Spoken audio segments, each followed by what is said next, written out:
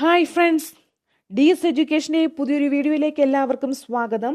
ഇന്ന് നമ്മൾ ഡിസ്കസ് ചെയ്യാൻ പോകുന്ന ടോപ്പിക്ക് കുശാന സാമ്രാജ്യമാണ്. അപ്പോൾ ഈ ചാനൽ ആദ്യമായി കാണുന്നവരുണ്ടെങ്കിൽ ചാനൽ സബ്സ്ക്രൈബ് ചെയ്യുക, അടുത്ത് കാണുന്ന ബെല്ലൈക്കൺ ഓൾ എന്ന് പ്രസ് ചെയ്യുക. എങ്കിൽ മാത്രമേ അപ്ലോഡ് ചെയ്യുന്ന വീഡിയോകളുടെ നോട്ടിഫിക്കേഷൻ നിങ്ങൾക്ക് പെട്ടെന്ന് ലഭിക്കുകയുള്ളൂ. ഈ വീഡിയോ നിങ്ങൾ ഇഷ്ടപ്പെട്ടാൽ തീർച്ചയായും നിങ്ങൾ ലൈക്ക് ചെയ്യുക, ഷെയർ ചെയ്യുക. നമുക്ക് ടോപ്പിക്കിലേക്ക് പോകാം. കുശാന സാമ്രാജ്യം അഥവാ കുശാന രാജവംശത്തെക്കുറിച്ചാണ് നമ്മൾ ഡിസ്കസ് ചെയ്യാൻ പോകുന്നത്. 1 മുതൽ 3-ാം നൂറ്റാണ്ട് വരെ ഇന്നത്തെ താജിക്കിസ്ഥാൻ, അഫ്ഗാനിസ്ഥാൻ, പാകിസ്ഥാൻ, ഉത്തരേന്ത്യയിലെ ഗംഗാതടം വരെ വ്യാപിച്ചു കിടന്നിരുന്ന ഒരു ബാക്ട്രിയൻ സാമ്രാജ്യമായിരുന്നു കുശാന സാമ്രാജ്യം. അപ്പോൾ എന്താണ്? 1 മുതൽ 3-ാം നൂറ്റാണ്ട് വരെ ഇന്നത്തെ താജിക്കിസ്ഥാൻ, അഫ്ഗാനിസ്ഥാൻ, പാകിസ്ഥാൻ, ഉത്തരേന്ത്യയിലെ ഗംഗാതടം വരെ വ്യാപിച്ചു കിടന്നിരുന്ന ഒരു ബാക്ട്രിയൻ സാമ്രാജ്യമായിരുന്നു കുശാന സാമ്രാജ്യം. യൂഷികളിൽപ്പെട്ട കുശാൻ വംശമാണ് ഈ സാമ്രാജ്യം സ്ഥാപിച്ചത്.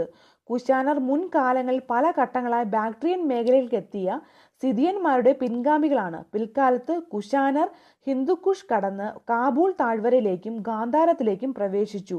ഉത്തരേന്ത്യയുടെയും ദക്ഷിണ മധ്യേഷ്യയുടെയും വലിയ ഭാഗങ്ങൾ പിന്നീട് ഈ സാമ്രാജ്യത്തിന്റെ കീഴിലായി. അപ്പോൾ എന്താണ്? യൂഷികളിൽപ്പെട്ട കുശാൻ വംശമാണ് ഈ സാമ്രാജ്യം സ്ഥാപിച്ചത്. കുശാനർ മുൻകാലങ്ങളിൽ പല ഘട്ടങ്ങളായി ബാക്ട്രിയൻ മേഖലയിലേക്ക് എത്തിയ സിദിയന്മാരുടെ പിൻഗാമികളാണ്. പിൽക്കാലത്ത് കുശാനർ ഹിന്ദുക്കുഷ് കടന്ന് കാബൂൾ താഴ്വരയിലേക്കും ഗാന്ധാരത്തിലേക്കും പ്രവേശിച്ചു. ഉത്തരേന്ത്യയുടെയും ദക്ഷിണ മധ്യേഷ്യയുടെയും വലിയ ഭാഗങ്ങൾ പിന്നീട് ഈ സാമ്രാജ്യത്തിന്റെ കീഴിലായി. ഇതാണ് കുശാന വംശത്തിലെ രാജാക്കന്മാർ. പ്രധാനപ്പെട്ട രാജാക്കന്മാരാണ് കുജുല കാഡ്ഫൈസസ്. ഇദ്ദേഹമാണ് കുശാന വംശത്തിലെ ആദ്യത്തെ രാജാവ്, കുജുല കാഡ്ഫൈസസ്. കുജുല കാഡ്ഫൈസസിന് ശേഷം വന്ന രാജാവാണ് വിമാ താക്കെ. വിമാ താക്കെയാണ് കുജുല കാഡ്ഫൈസസിന് ശേഷം വന്ന രാജാവ്. കുജുല കാഡ്ഫൈസസിന്റെ പുത്രനാണ് വിമാ താക്കെ. വിമാ താക്കയുടെ പുത്രനാണ് വിമാ കാഡ്ഫൈസസ്. അപ്പോൾ വിമാ കാഡ്ഫൈസസിന്റെ കാലത്താണ് ഗോൾഡ് കോയിൻസ് ഇഷ്യൂ ചെയ്തത്. വിമാ കാഡ്ഫൈസസിന്റെ കാലത്താണ് ഗോൾഡ് കോയിൻ ഇഷ്യൂ ചെയ്തത്. അപ്പോൾ അതിൻ്റെ പിക്ചർ സൈഡിൽ കൊടുത്തിട്ടുണ്ട്. വിമാ കാഡ്ഫൈസസ് എന്ന രാജാവ് ആരാധിച്ചിരുന്നത് ശിവനെ ആയിരുന്നു. അതുകൊണ്ട് അദ്ദേഹം ഇഷ്യൂ ചെയ്ത നാണയത്തിൽ നന്ദിയുടെയും ത്രിശൂലത്തിൻ്റെയും ശിവന്റെയൊക്കെ സിമ്പലാണ് ഉപയോഗിച്ചിരുന്നത്. വിമാ കാഡ്ഫൈസസിന് ശേഷം വന്ന രാജാവാണ് കനിഷ്കൻ.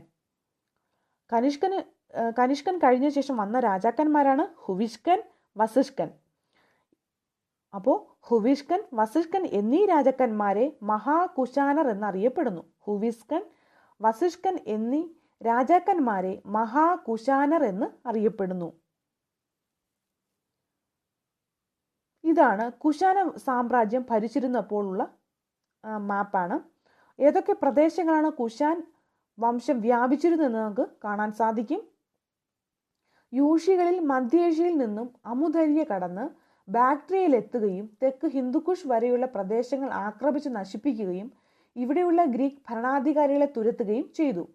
അങ്ങനെ ബാക്ട്രിയയിലെത്തിയ യൂഷികളാണ് കുശാന സാമ്രാജ്യത്തിന് അടിത്തറ പാകിയത്.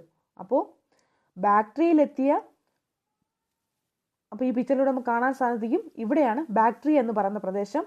ഇവിടെ നിന്നാണ് ഇന്ത്യയിലേക്ക് കുശാനർ വന്നത്. അപ്പോൾ ബാക്ട്രിയയിലെത്തിയ യൂഷികളാണ് കുശാന സാമ്രാജ്യത്തിന് അടിത്തറ പാകിയത്.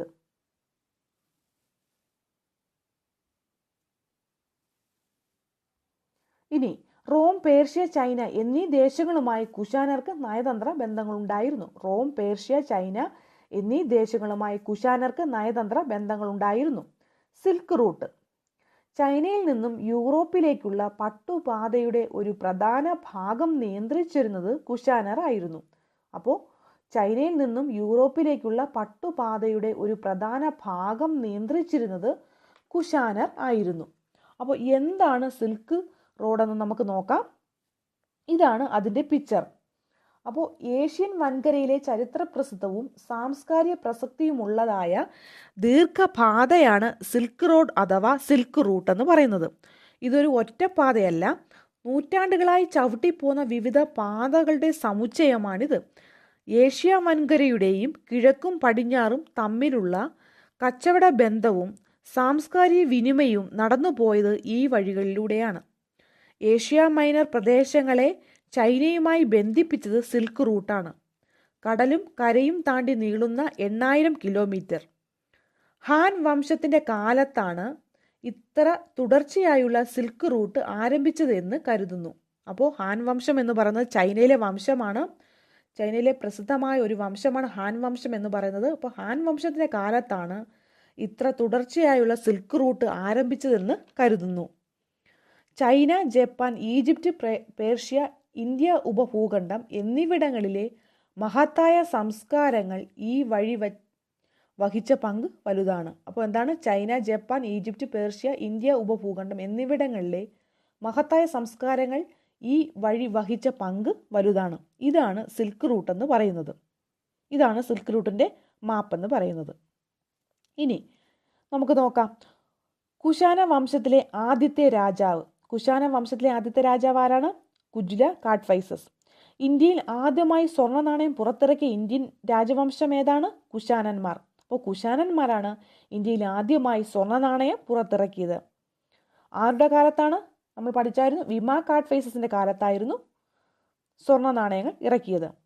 ഇനി കുഷാനന്മാർ ബന്ധപ്പെട്ടിരിക്കുന്ന ചൈനയിലെ വംശമാണ് യൂജി. കുഷാനന്മാർ ബന്ധപ്പെട്ടിരിക്കുന്ന ചൈനയിലെ വംശമാണ് യൂജി അഥവാ യൂഷി. കനിഷ്കൻ. ഇനി കനിഷ്കനെ കുറിച്ച് നമുക്ക് നോക്കാം. കുഷാന വംശത്തിലെ പ്രശസ്തനായ ഭരണാധികാരിയാണ് കനിഷ്കൻ. കുഷാന വംശത്തിലെ പ്രശസ്തനായ ഭരണാധികാരിയാണ് കനിഷ്കൻ. 4ാം ബുദ്ധമത സമ്മേളനം വിളിച്ചുകൂട്ടിയ കുഷാന രാജാവാണ് കനിഷ്കൻ. 4ാം ബുദ്ധമത സമ്മേളനം വിളിച്ചുകൂട്ടിയ കുഷാന രാജാവാണ് കനിഷ്കൻ. 4ാം ബുദ്ധമത സമ്മേളനത്തിൽ വച്ചാണ് ബുദ്ധമതം രണ്ടായിട്ട് പിരിഞ്ഞത്. മഹായാനമെന്നും ഹീനയാനമെന്നും രണ്ടായി പിരിഞ്ഞത് 4ാം ബുദ്ധമത സമ്മേളനത്തിൽ വച്ചാണ്. അപ്പോൾ ബുദ്ധമതത്തെക്കുറിച്ചൊരു വീഡിയോ ചെയ്തിട്ടുണ്ട്. അപ്പോൾ അതിനെക്കുറിച്ച് കൂടുതലായിട്ട് അറിയണമെങ്കിൽ ഈ വീഡിയോ ഡിസ്ക്രിപ്ഷൻ ബോക്സിൽ അതിൻ്റെ ലിങ്ക് ഇട്ടേക്കാം. ആവശ്യമുണ്ടെങ്കിൽ നിങ്ങൾക്ക് കാണാം. ഇനി കനിഷ്കൻ്റെ തലസ്ഥാനം. കനിഷ്കൻ്റെ തലസ്ഥാനം പുരുഷപുരം. കനിഷ്കൻ്റെ തലസ്ഥാനം പുരുഷപുരം, പെഷവാർ. ഇന്നത്തെ പെഷവാറാണ് പുരുഷപുരം എന്ന് പറയുന്നത്. കനിഷ്കൻ്റെ 2ാം തലസ്ഥാനം എന്ന് പറയുന്നത് മധുരയാണ്. ഇനി കനിഷ്കനെ 2ാം അശോകൻ എന്ന് വിശേഷിപ്പിച്ചു. കനിഷ്കനെ 2ാം അശോകൻ എന്ന് വിശേഷിപ്പിച്ചു. കനിഷ്കൻ സ്വീകരിച്ച ബുദ്ധമത വിഭാഗമാണ് മഹായാനം. കനിഷ്കൻ സ്വീകരിച്ച ബുദ്ധമത വിഭാഗം ഏതാണ്? മഹായാനം. കനിഷ്കനെ ബുദ്ധമതം സ്വീകരിക്കാൻ പ്രേരിപ്പിച്ച വ്യക്തിയാണ് അശ്വഘോഷൻ. കനിഷ്കനെ ബുദ്ധമതം സ്വീകരിക്കാൻ പ്രേരിപ്പിച്ച വ്യക്തിയാണ് അശ്വഘോഷൻ. AD 78 കനിഷ്കൻ ഭരണത്തിൽ വന്നത്. ശകവർഷം ആരംഭിച്ചതും AD 78. ശകവർഷം ആരംഭിച്ചതും AD 78. ശകവർഷം ആരംഭിച്ച ഭരണാധികാരിയാണ് കനിഷ്കൻ. ശകവർഷം ആരംഭിച്ച ഭരണാധികാരി ആരാണ്? കനിഷ്കൻ. ശകവർഷത്തെ ഇന്ത്യയിലെ ആദ്യ ദേശീയ കലണ്ടറായി അംഗീകരിച്ച വർഷമാണ് 1957 മാർച്ച് 22. ഇമ്പോർട്ടൻ്റ് ആണ്. ശകവർഷത്തെ ഇന്ത്യയിലെ ദേശീയ കലണ്ടറായി അംഗീകരിച്ച വർഷം ഏതാണ്? 1957 മാർച്ച് 22. ശകവർഷത്തിലെ ആദ്യ മാസവും ചൈത്രവും അവസാനത്തെ മാസവും ഫാൽഗുണവുമാണ്. ശകവർഷത്തിലെ ആദ്യത്തെ മാസം ചൈത്രവും അവസാനത്തെ മാസം ഫാൽഗുണവുമാണ്. കനിഷ്കൻ സ്വീകരിച്ച ബിരുദമായിരുന്നു ദേവപുത്ര. കനിഷ്കൻ സ്വീകരിച്ച ബിരുദമായിരുന്നു ദേവപുത്ര. ബുദ്ധന്റെ രൂപം ആദ്യമായി നാണയത്തിൽ ആലേഖനം ചെയ്തത് കനിഷ്കനാണ്. ബുദ്ധന്റെ രൂപം ആദ്യമായി നാണയത്തിൽ ആലേഖനം ചെയ്തത് ആരാണ്? കനിഷ്കൻ. ഇനി അശ്വഘോഷൻ, നാഗാർജുനൻ, ചരകൻ, വസുമിത്രൻ, ശുശ്രുതൻ എന്നിവർ കനിഷ്കന്റെ സദസ് അലങ്കരിച്ചിരുന്ന പ്രമുഖരായിരുന്നു. അപ്പോൾ ഒന്നുകൂടെ നോക്കാം. അശ്വഘോഷൻ, നാഗാർജുനൻ, ചരകൻ, വസുമിത്രൻ, ശുശ്രുതൻ എന്നിവർ കനിഷ്കന്റെ സദസ് അലങ്കരിച്ചിരുന്ന പ്രമുഖരായിരുന്നു. ഇൻഡോ ഗ്രീക്ക് കലാരീതികളുടെ മിശ്രണമായ ഗാന്ധാര കലാരീതി പ്രോത്സാഹിപ്പിച്ച ഭരണാധികാരിയാണ് കനിഷ്കൻ. ഇൻഡോ ഗ്രീക്ക് കലാരീതികളുടെ മിശ്രണമായ ഗാന്ധാര കലാരീതി പ്രോത്സാഹിപ്പിച്ച ഭരണാധികാരിയാണ് കനിഷ്കൻ. 4ാം ബുദ്ധമത സമ്മേളനത്തിന് അധ്യക്ഷത വഹിച്ചത് വസുമിത്രനാണ്. 4ാം ബുദ്ധമത സമ്മേളനത്തിന് അധ്യക്ഷത വഹിച്ചത് വസുമിത്രനാണ്. വൈദ്യശാസ്ത്രത്തെ പറ്റി പ്രതിപാദിക്കുന്ന ചരക സംഹിതയുടെ കർത്താവ് ചരകനാണ്. അപ്പോൾ വൈദ്യശാസ്ത്രത്തെ പറ്റി പ്രതിപാദിക്കുന്ന കൃതിയാണ് ചരക സംഹിത. അപ്പോൾ ചരക സംഹിതയുടെ കർത്താവാണ് ചരകൻ. ഇനി കനിഷ്കൻ കാശ്മീരിൽ നിർമ്മിച്ച നഗരമാണ് കനിഷ്കപുരം. കനിഷ്കൻ കാശ്മീരിൽ നിർമ്മിച്ച നഗരമാണ് കനിഷ്കപുരം. കുഷാന വംശത്തിലെ അവസാനത്തെ ഭരണാധികാരിയാണ് വസുദേവൻ ഒന്നാമൻ. കുഷാന വംശത്തിലെ അവസാനത്തെ ഭരണാധികാരിയാണ് വസുദേവൻ ഒന്നാമൻ. അപ്പോൾ ഈ വീഡിയോ ഇഷ്ടമായെന്ന് വിശ്വസിക്കുന്നു. അടുത്ത വീഡിയോയിൽ കാണാം. Thanks for watching.